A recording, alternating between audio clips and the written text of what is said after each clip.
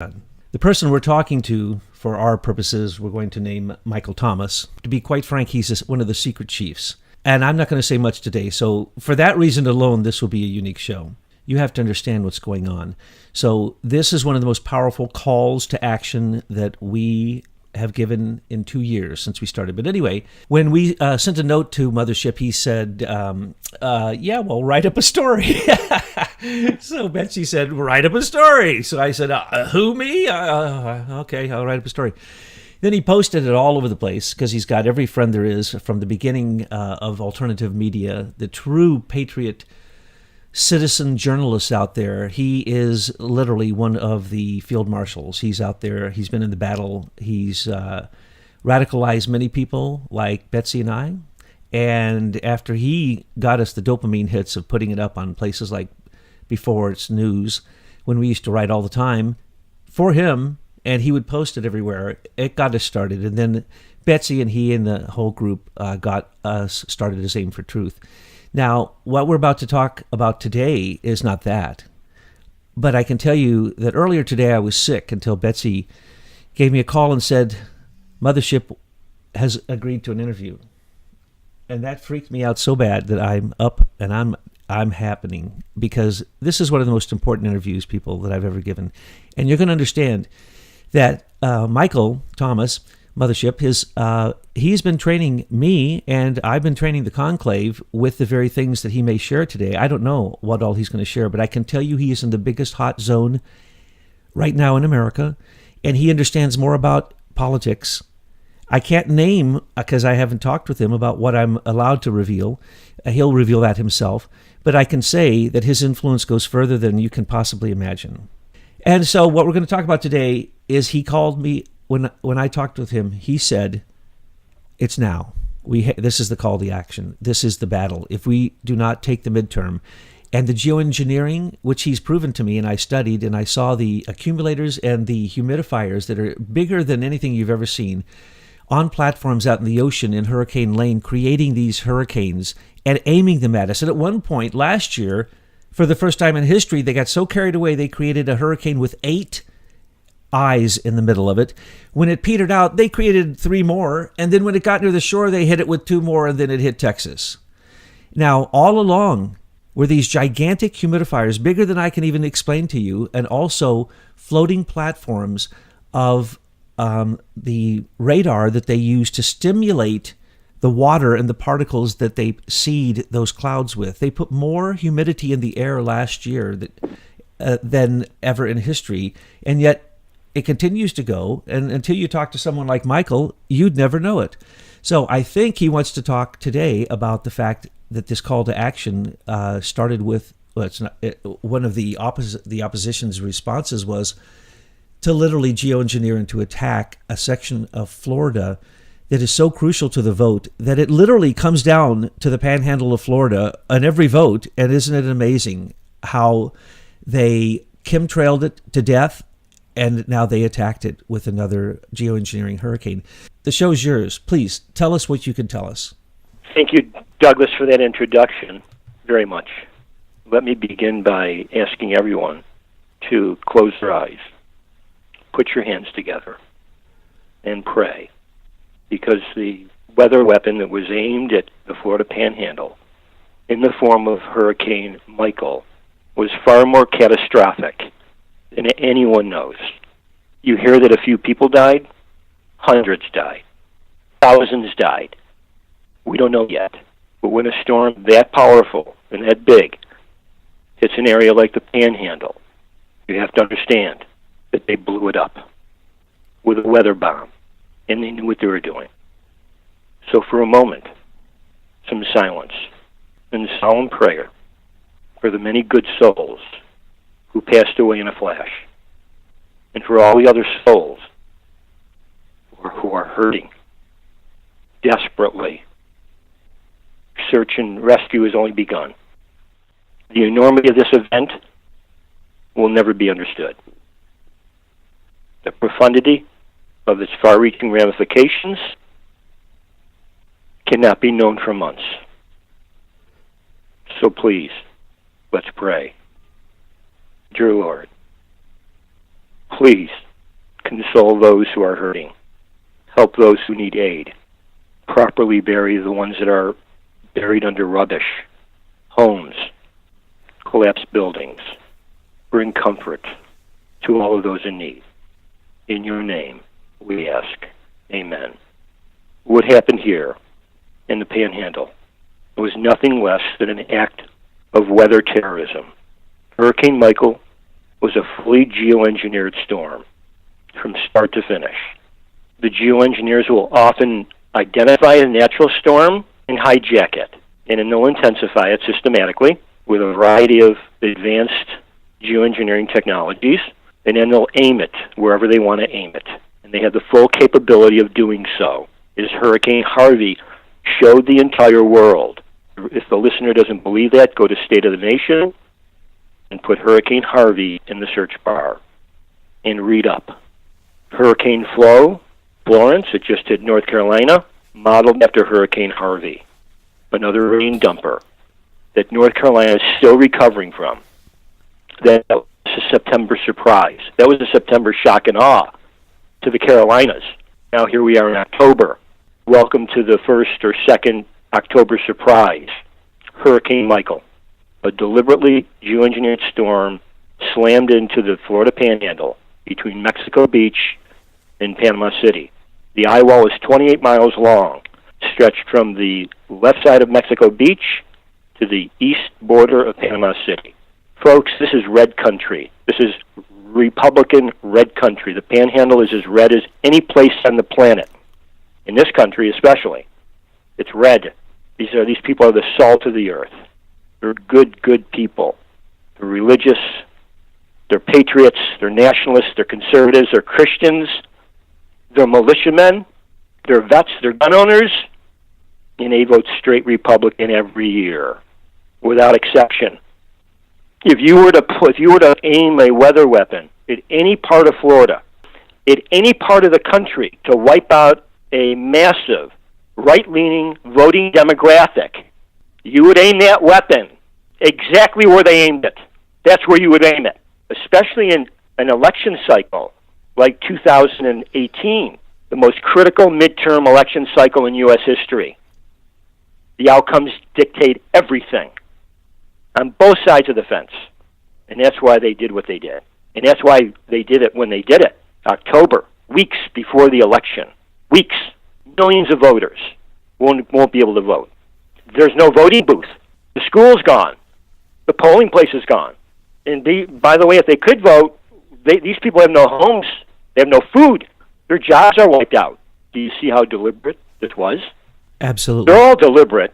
All of these acts of weather terrorism, they're all deliberate, very precisely planned out to the dotting of the I's and the crossing of the T's.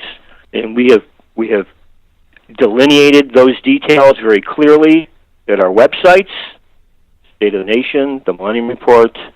You can read all the past reports on a multitude of geoengineered storms. Did you want to say something, Douglas? I just want to say that what you just said was very profound. And those sites are incredibly profound. They always have been, and they have inspired so many people. I'm thankful that you've come out and you said that, and I see that the severity of the situation must be and is so profound that it's caused you to actually come out into public. Thank you. You're welcome. And it's at this stage we're obligated to do so. This is the end, or it's the beginning, or it's the beginning of the end. But we've come out in the open because if all of us don't do something now, we'll never have another opportunity to do something. This is the end. This midterm marks either the end or the beginning for one side or the other. So I appreciate your comments very much, and your observation is right on track. It doesn't get more serious than the midterms of 2018, and that's why Hurricane Michael was geoengineered when it was, where it was, and how it was. Case closed. Look at everything. Step away from it. Look at what they did, generating the storm right off the Yucatan Peninsula, the way they generated from almost from scratch Hurricane Harvey. Well, actually they hijacked a storm that was crossing over the Yucatan with Hurricane Harvey. In this instance, they created a storm from scratch, and that's why so many people got caught unaware. This doesn't happen. You don't go from a tropical depression to a tropical storm to a Cat 1, Cat 2, Cat 3, Cat 4, the way this evolved, unless it's being jacked up step by step by a whole variety of geoengineering technologies and equipment. Some of those are satellite-based, land-based, sea-based. HARP isn't just in Alaska. HARP is everywhere now. They can HARP anything from a satellite, from a ship at sea, from a land-based HARP station. They're all over, and they have been, not just Alaska. As Douglas alluded to earlier, there are moisture generators all over the place. Power plants, in fact. Every major power plant can act as a major moisture generator, especially for the heartland, when they're creating the deluges and floods in the heartland, which they often do. The NEXRAD stations, Doppler radar, these stations they have multifarious purposes to them. They can utilize them to manipulate weather in ways that you can't even imagine. So the point is, the technology's there. It's been there for decades. They've used it for decades, and creating and aiming a weather weapon as destructive and deadly as Hurricane Michael is the culmination of the perfection of their art, their science. That's what Hurricane Michael is. And they used it at the perfect time. So watch. This is what they did. You got a storm, a little storm may be natural. They take it, they feed it moisture, and then they track it. Look at the original track. Tracking right toward Tallahassee, Florida. I'm not afraid to tell you, I'm in Tallahassee, Florida. Okay? Interestingly enough, my name is Michael. So I'm watching a storm. I'm going to watch any storm that's named Michael, especially when it's coming right at my town. And we watch this thing like a hawk, day one. Storms don't go from a 1 to a 3 to a 4 to a borderline 5 the way this one did. And that's why all of those people are dead. Thousands are dead because those people don't go. The Panhandle roughs it. This is Hurricane Alley. We've had hurricanes here for the past 100 years. We don't leave. We stay and tough it out because we've never seen a Hurricane Michael. They had a Hurricane Camille that hit Mississippi that did a lot of destruction. They had Hurricane Andrew that hit South Florida, Homestead, that did a lot of destruction. These people are tough. They're fishermen. They're beach people. You know this to the earth. You got to really drive them off the land with a cattle prod if you're gonna remove them. So a lot of these good people stayed there. They didn't know what they were dealing with. The state didn't know what they were dealing with. Governor Scott didn't know what he was dealing with. We watch hurricanes like a freaking hawk.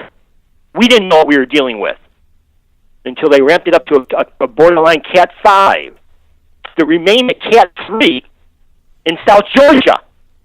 How did the hurricane remain a Cat 3 in South Georgia? It doesn't happen unless it's geoengineered to happen. It's never happened. Michael, I'm amazed you told us where you live.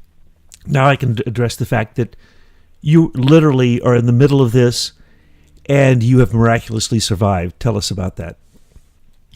Only by the grace of God, really, Douglas, only by the grace of God. And I say that humbly. I mean, my wife and I are just in awe. We're in somehow we ended up in an oasis. The fact that I even have a phone and I've got electric, where hardly anyone in Leon County, Florida has electric. There's no electric anywhere. It's a handful of people. And somehow we got electric, made us call, and phone service. So I'm going to tell you why we got saved. We had a lot of people praying. The power of prayer. Only through the power of prayer. Only through the power of prayer am I able to conduct this call today, 2 days after the storm. It's that simple. Tallahassee was... And I thank you because, I mean, sometimes we're getting a bit of a poorer connection, and I'm not going to back off this conversation because who knows whether or not you'll even have power in the next few minutes. And the thing that you're saying is, I assume you're now going to say also, they're probably going to hide those deaths so that they aren't responsible. But I also want to say that when you pointed at me pointed me at these gigantic Doppler radars that are out in international waters that are bigger than 4 football fields put together, that have no purpose except to stimulate, direct these clouds that have been taken water from the ocean, put into the air. They direct them. This isn't an imagination. And the chemtrails that have hit the western side of Florida, again and again, you see this on the news. You even see cuts from weathermen who say, "Oh yeah, I did that in the military. We do that all the time." No, we're doing geoengineering here in the western part of Florida, more so than any place else, even southwestern California. Which that's why the droughts are created and why they try to stimulate one thing and then they get the opposite. So they in this case though have perfected it. When I was talking with you, watching these hurricanes, you literally predict what the next stage is, where the next stimulation stage is, where all these things happen. Folks, the chemtrails are real and they're part of this geoengineering, and the system that is in place is in international waters and it's owned by corporations. It's not owned by America. Even the NEXRAD, the Doppler radar system, as you pointed out to me, strangely enough, as soon as I studied it, they changed hands. It was in British hands. All of our entire weather system through these Doppler radar is not even controlled by America, and then the ones in international waters. So this is not only economic warfare, it's literally, it's like 911. These are planned deaths, planned attacks. They know exactly who they're going after. The previous one was for oil, I believe, that they engineered so perfectly. And they do these things now, as you're pointing out, good heavens, for the political reason that we all were activated and fighting for this midterm election. We know, as you said, this is it, folks. This is the end of the beginning.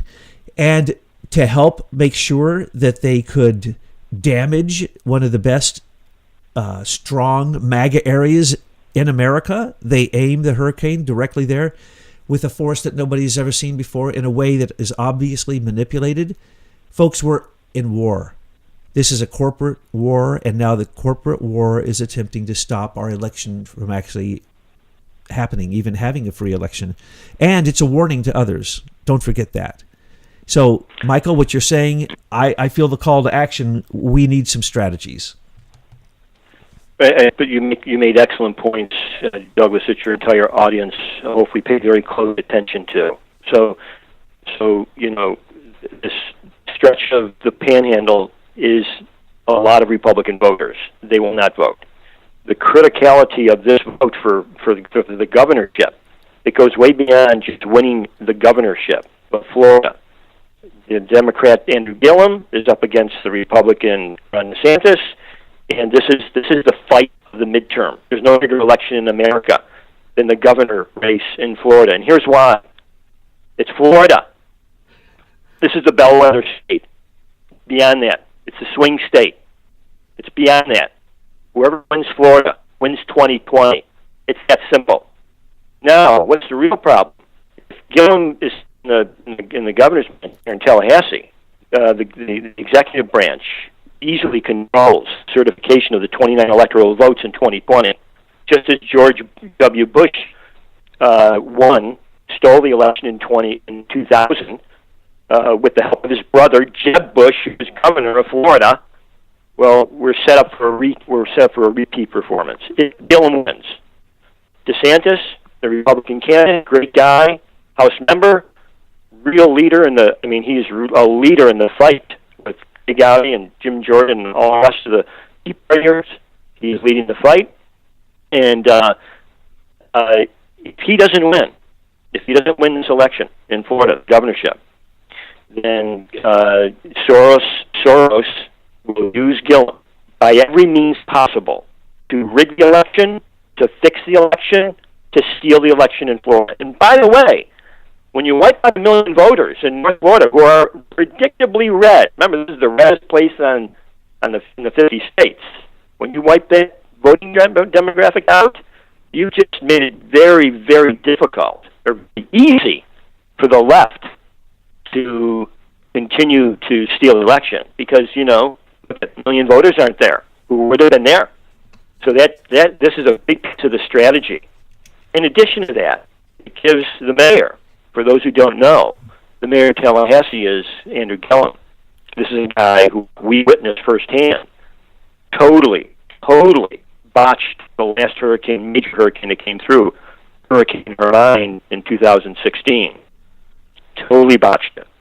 So bad that he and Scott got into a fighting match. That was bad, and everyone in the state knew it.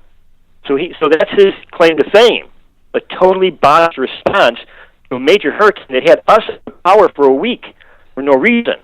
I mean, big oaks crossing the major roadways for days and days unnecessarily, active power lines covering the roads. This has never happened before. Never, not in the capital city. So Gillum, what did they have to do with Gillum? They had to turn around his record, very bad record of woeful incompetence and willful neglect. Sound like someone we know? That name starts with an O? That's for sure. So this is a new Manchurian candidate that we call him Obama 2.0, because that's the way he's been groomed, to be Obama 2.0. And they do anything they can to shoehorn this guy into the governor's seat here in Florida. And if they're successful. So the call to action, there's a bunch of call to actions today, people. One of them, right here, Florida, if you're listening, call to action. Call to action. Huge call to action. Something has to be, and there are problems with the campaign that can be explained away in a number of different ways. I don't want to go into that right now because we've got bigger things to talk about. All I'm going to say is this, is that DeSantis needs every single vote that he can get. For that end, we're going to the governor's office on Monday, and we will present a letter very clearly to Florida's Governor Scott to guarantee the right to vote to every single resident of Florida, every registered voter, because they all have to vote. Because otherwise, it's going to go almost by default to the left. And that can't happen. It's too consequential. This Florida election, people, is way too consequential. People don't understand that. Tallahassee dictates a lot of presidential elections. It did in 2000. It did back in the 1800s. It happens to be that kind of a city, political sensitive. What happens in Tallahassee sneezes, the rest of the country gets pneumonia. Unfortunately, like we did 8 years of Bush, W. Bush. Oh, absolutely. So, it's the barometer. Well, with that said, you got the call to action here in Florida, but much more importantly, I think that the purpose of the call is to galvanize the right, is to formulate among all of us, every listener, we're all generals on the battlefield today, all of us. We need to get together, we need to strategize, we need to unify, we need to galvanize.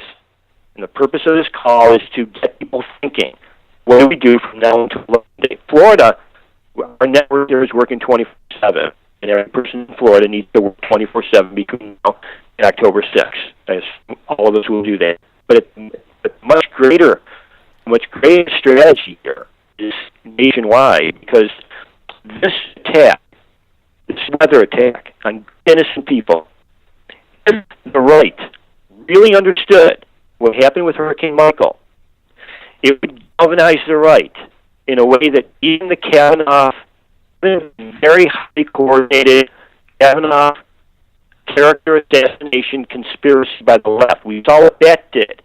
People are voting who never voted before. They saw how completely corrupt and criminal the Democratic side of the House is. And did a great job. Kavanaugh got sacrificed in the process, but guess what? The right is voting like never before in a midterm election. Never before.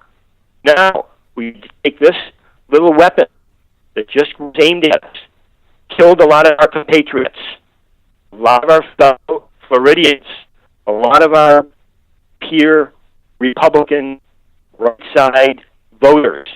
They're dead. If they're not dead, they're injured. They're not injured, they're homeless. They're not homeless, they're jobless. They're not jobless, they've got no food. That's what they did with Hurricane Michael. So, in their memory, let's step up to the plate and show the left what we're made of. We have to, if only for their memory, we need to galvanize like never before and turn this into another Kavanaugh moment. Kavanaugh was a second of September. Mike is a surprise. Let's take the dark cloud, the real dark black cloud of Michael, boomerang it back on the globalists, this NWO globalist cabal who controls the geoengineers and directs them to do whatever they want to do, anytime, anywhere, anyhow. Aim for Truth has heard the call. We absolutely will focus on this. We have a poor connection with you now. I want to end this conversation, and then hopefully we can get a better connection and continue this on what other topic you want to speak. But I can't thank you enough for coming out in public, for representing those who have been hit by this attack, and for awakening everyone so that we can turn this election into the red tsunami. It needs to be the red wave that is the counter wave for this attack upon America with weather, the weather attack that just happened. And if we can get a good connection, hopefully we can have another conversation very soon. But I just want to say thank you.